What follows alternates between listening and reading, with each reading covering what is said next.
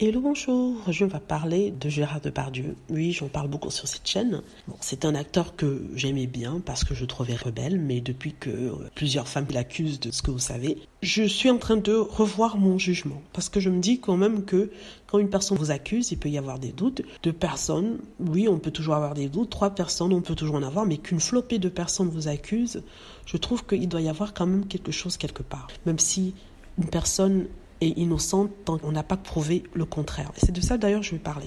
Je vais parler de toutes les personnes qui se sont liguées contre la presse tabloïde, et à raison, je peux dire que la presse tabloïde souvent a tort de s'acharner sur les personnes, donc ils se sont ligués contre la presse tabloïde pour son acharnement contre Gérard Depardieu. Il y a d'ailleurs une lettre ouverte qui a été écrite, portée par, je crois, Carole Bouquet, Catherine Deneuve et Nathalie Baye même, qui ont affirmé qu'elles connaissaient Gérard Depardieu et qu'il n'était pas ce genre de personne qui pouvait faire ce genre de choses. Ce qui peut être compréhensible, mais en même temps, on peut connaître quelqu'un, mais pas vraiment bien le connaître, surtout certains hommes. Encore ici, je ne dis pas qu'il est coupable, je dis juste qu'il ne faut pas quand même balayer de la main le récit de certaines femmes, d'autant plus qu'en France, et je dis bien surtout en France, il est très difficile de prouver quoi que ce soit et d'accuser quelqu'un. Et le nombre de menaces que vous ne recevez pas parce que ces personnes sont connectées au gouvernement, vous êtes en peur constante. Aux États-Unis, c'est un peu différent. Vous pouvez accuser les gens, sachant qu'il y aura toujours des gens qui seront là pour prêter main forte, qui seront là pour se battre même contre l'État. Donc c'est une culture américaine d'aller contre le courant, n'est-ce pas,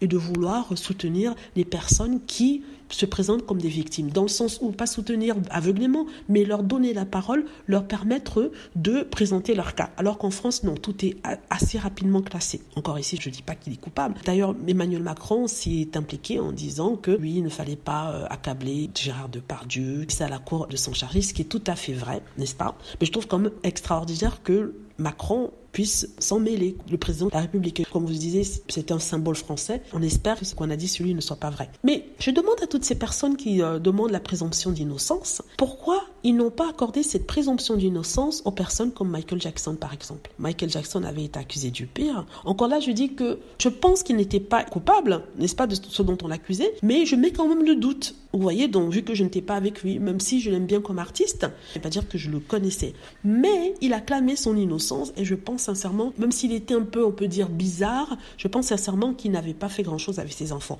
Et les 2 d'ailleurs qui avaient porté plainte, il avait été prouvé que c'était pour l'arnaquer. Je ne vais pas refaire le procès de Michael Jackson ici. D'ailleurs, il n'a jamais été reconnu coupable dans quoi que ce soit. Il a payé une personne, mais pour l'autre, c'est allé au tribunal, il a été dédouané. Vous voyez ce que je veux dire? Ces personnes qui aujourd'hui disent qu'il ne faut pas câbler Gérard Depardieu étaient les mêmes qui ne se gênaient pas de dire sur les plateaux télé qu'il était un monstre. On disait des horreurs sur lui, pourtant il n'avait pas encore été jugé pour les 2 affaires, ou alors quand il a été jugé, il a été reconnu non coupable. Mais jusqu'à ce jour, ces personnes, quand cette histoire vient sur le plateau, elles ne se gênent pas de le qualifier de ceci ou de cela. Or, ces mêmes personnes demandent quand même une certaine restreinte quand il s'agit de Gérard Depardieu. Donc, il y a aussi un double standard. Et même parmi les personnes qui, à l'époque, pointaient du doigt Michael Jackson, certains d'eux sont aujourd'hui jugés pour des faits similaire, sinon pire. Vous voyez ce que je veux dire? Je parle par exemple de PPDA, un autre monsieur de France 2, même les Koé et tout ça, dont le nom revient maintenant dans des affaires de viol et d'attouchement. Comme quoi, c'est toujours facile de regarder la paille dans l'œil des autres alors qu'on a une poutre dans la sienne. Encore ici, je ne dis pas que toutes les personnes dont j'ai cité le nom ici sont coupables, même s'il y a une personne, je pense vraiment qu'elle aurait dû être reconnue coupable, mais c'est parce qu'elle a des liens avec monsieur ceci ou monsieur cela, qu'on a carrément classé une de ses affaires. Heureusement, les personnes qui l'accusaient ont tenu et c'est en justice en ce moment. C'est un très grand journaliste, je précise. Tout ça pour vous dire que, oui, il faut respecter la présomption d'innocence, mais dans ce cas, ça doit s'appliquer à tout le monde. Ça ne doit pas s'appliquer qu'à ses copains, quand ses copains sont concernés. Ça doit s'appliquer aux artistes aussi, qu'on n'aime peut-être pas forcément, qu'on ne connaît pas, des artistes qui sont d'un pays différent, d'une couleur différente, ou alors d'une culture différente. Oui, ça s'applique aussi à eux, ou d'une religion différente. Ça ne s'applique pas seulement à un acteur français qu'on aime bien, qu'on connaît bien, qui est dans notre entourage.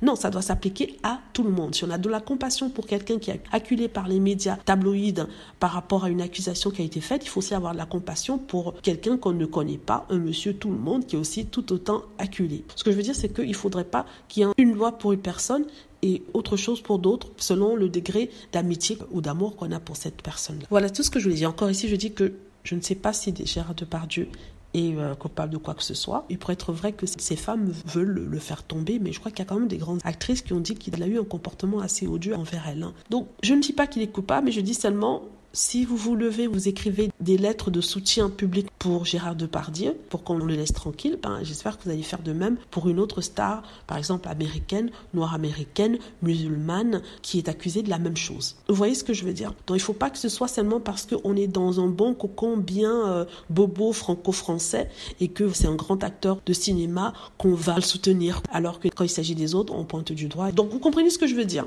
Elle est un peu longue cette vidéo, mais je voulais juste en parler. J'ai trouvé quand même extraordinaire que tout ce monde se mette pour le soutenir, écrire même des lettres ouvertes.